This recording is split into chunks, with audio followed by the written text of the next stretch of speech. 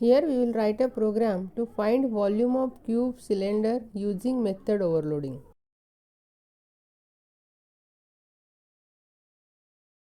The formulas for calculating volume of cube is h cube and volume of cylinder is 3.14, that is pi into radius into height. First we will define class, find volume. Here first we will define one method, volume display, with one parameter, since to calculate volume of cube we require only h.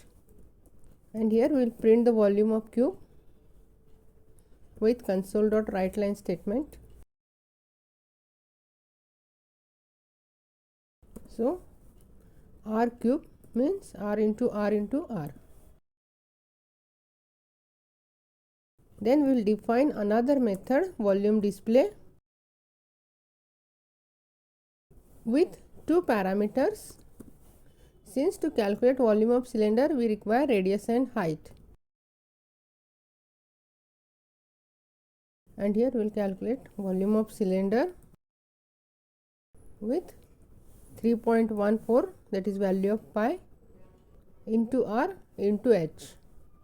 To execute this in another class main method, we will create object of this volume display class. To execute this, we will create object of our class find volume,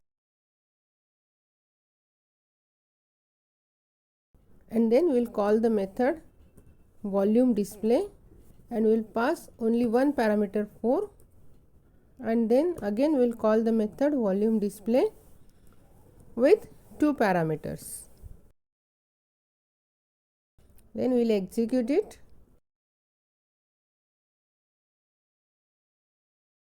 It will display volume of cube and volume of cylinder. Here we used method overloading, since we have displayed the volume display method with one parameter and then two parameters.